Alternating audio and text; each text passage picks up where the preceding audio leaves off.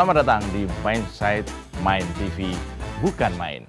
Ya, semakin hari menjelang tahun 2023, rasanya bursa capres untuk pemilu 2024 semakin panas diperbincangkan. Kemarin sih agak slow ya, karena ada Piala Dunia ya. Dan jagoan saya kalah. Anjing banget.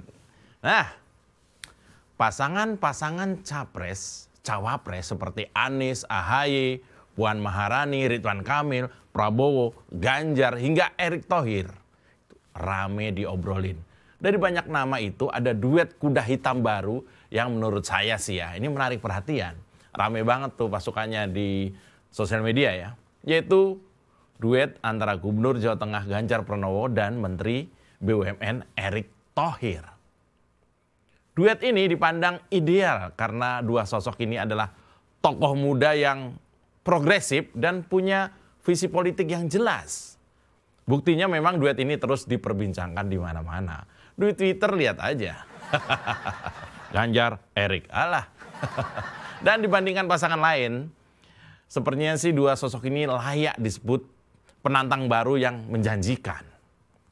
Nah, termasuk survei di Detik ya, itu mengkandidatkan bahwa Ganjar itu kalau dipasangkan dengan Erick katanya lumayan tinggi, itu survei di Detik ya. Dan hal ini mengingatkan kita dengan kemunculan spektakuler Jokowi pada 2014. Ia sukses mendulang dukungan sebagai sosok baru yang punya rekam jejak luar biasa di tingkat lokal. Kombinasi Ganjar dan Erick Thohir sepertinya adalah gabungan antara Ganjar yang punya basis massa yang besar dan kuat di akar rumput dengan Erick Thohir yang sukses sebagai menteri dan teknokrat muda. Nah, kemiripan antara Jokowi dengan Ganjar dalam kesuksesan memimpin sebuah daerah adalah salah satu kunci untuk kemenangan dalam pemilu. Maksudnya itu. Nah, sementara Erick ini menurut saya adalah merupakan seorang administrator dan eksekutor dengan keterampilan yang mumpuni untuk mengurus BUMN yang sukses mencapai prestasi yang positif. Oh iya, mencuatnya nama Erick ini nggak terlepas dari kemampuan individunya yang luar biasa dan kuatnya relasi dengan Pak Jokowi. Dan kalau saya lihat di antara Erick dengan Pak Jokowi ini, hubungannya itu bukan antara presiden dan menteri, tapi secara personal. Banyak kegiatan rumah tangganya Pak Jokowi, kegiatan-kegiatan misalnya pernikahan dan sebagainya, Pak Jokowi itu mempercayakan Erick ini sebagai panitianya. Ini kan sifatnya kan personal ya. Erick merupakan seorang teknokrat, pengusaha nasional, dan juga doyan bola ini orang. Makanya sekarang berseliweran ya, Erick Thohir jadi ketum PSSI katanya. Nah, komitmen Erick terhadap masyarakat dan bangsa itu nggak diragukan lagi sih menurut saya. Erick Thohir, mayoritas warganet percaya sebagai sosok pemimpin yang bisa membawa kemajuan Indonesia. Kata pendukungnya. Di bagian menteri terbaik dan andalan Presiden Jokowi, ini juga dipercaya sebagai pemimpin yang bisa memperbaiki perekonomian Indonesia ke depan dan semakin diminati untuk menjadi pemimpin selanjutnya. Itu kira-kira begitu ulasan media dan beberapa kata pendukungnya.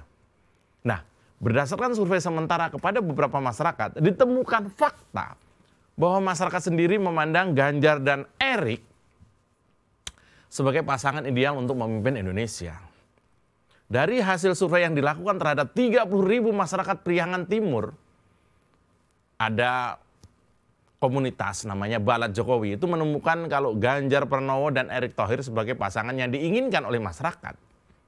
Komunitas Balat Jokowi sendiri juga sudah melakukan survei terhadap 30.000 responden. Ganjar mendapatkan suara terbanyak sebagai capres, yaitu 47%. Sementara Prabowo Subianto di posisi kedua dengan perolehan 20%. Saya nggak tahu metodenya ya, tapi itu ada. Nah, hal ini nampak wajar kalau kita membahas prestasi dua sosok muda yang progresif ini.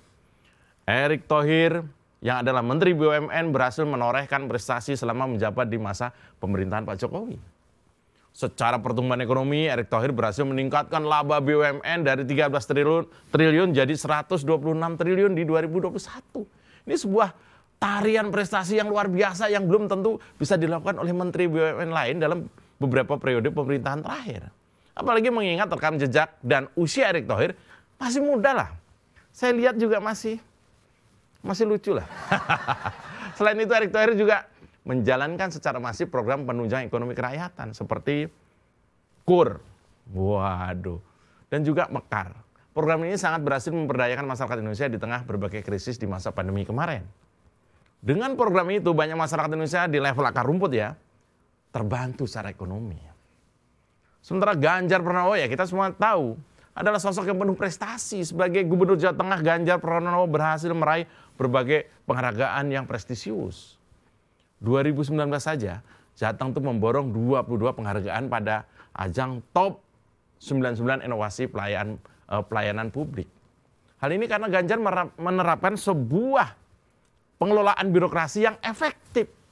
Sementara selama bertahun-tahun birokrasi daerah kita terkenal rumit dan terlalu gemuk, sehingga tidak ada efektivitas untuk melakukan tanggung jawabnya secara maksimal. Ganjar jadi Gubernur Jawa Tengah, semua birokrasi itu dirapikan, lebih singkat, lebih simpel. Banyak hal dilakukan selesai dalam 24 jam. Yang tadinya nunggu berbulan-bulan itu loh maksudnya. Ya, Ganjar dengan program reformasi birokrasi berbasis digital sangat efektif, efisien, cepat, dan tepat guna. Selain itu, metode reformasi birokrasi yang dilakukan Ganjar sangatlah transparan dan terbuka, sesuai dengan prinsip-prinsip demokrasi Pancasila. Salah satu bukti adalah bentuk promosi terbuka atau lelang jabatan, di mana ada keterbukaan akses terhadap jabatan strategis di tingkat Provinsi Jawa Tengah. Jadi kayak dilelang jabatan, kalau dulu kan kong kali kong. Siapa dekat-dekat gubernurnya bisa diangkat jadi pejabat tinggi. Sekarang tidak. Sekarang dilelang. Siapa aja bisa mengikuti asal sesuai dengan persyaratannya. Hal ini membuat peningkatan kepercayaan dan partisipasi publik dalam pemerintahan provinsi. Bahkan sistem dobrakan Ganjar ini pertama kali dilaksanakan di Provinsi Jawa Tengah. Lelang jabatan. Lalu penghargaan yang Ganjar terima tahun 2014 sampai dengan 2021 itu membuktikan tata kelola, bukan tata kata seperti sebelah ya, bukan ya. Ini tata kelola pemerintahan yang baik dan program kerjanya sangat sukses di Jawa Tengah. Sebagai pemimpin daerah, jelas bahwa kemampuannya telah teruji untuk mengelola salah satu provinsi terbesar di Republik Indonesia. Ini kardun puyang nih denger kayak gini nih. Faktor lain yang juga menarik untuk dipertimbangkan adalah dua sosok ini berasal dari Jawa dan Sumatera.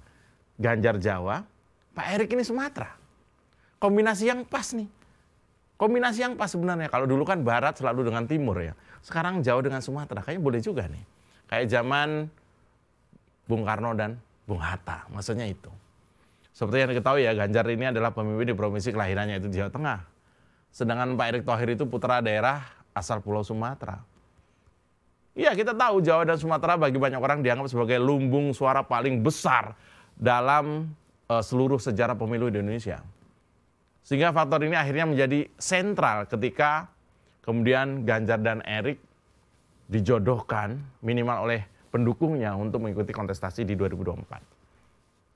Pasangan Ganjar Pranowo dan Erick Thohir dinilai akan menjadi duet yang menjanjikan di pemilu 2024. Selain memiliki elektabilitas yang lumayan tinggi nih dua orang ini nih ya, sebagai capres dan cawapres, keduanya juga saling melengkapi.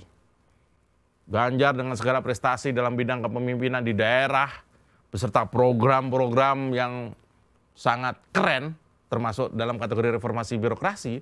Lalu Erick Thohir dengan prestasi sebagai Menteri BUMN. Itu juga cukup gemilang. Ia adalah generasi muda pemimpin Indonesia yang berpengaruh secara global. Kenalannya banyak banget. Nggak ada kayaknya pemain bola dunia ini yang nggak kenal Erick Thohir, saya nggak tahu.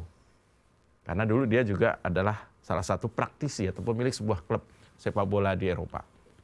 Ganjar dan Erick Thohir bisa jadi adalah kuda hitam.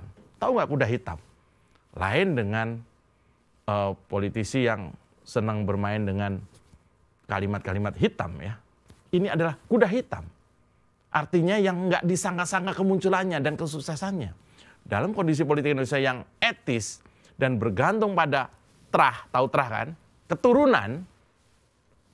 Ini kalau dua orang ini bisa maju ini keren banget nih. Maka dua sosok ini seharusnya mampu mendobrak banyak hal.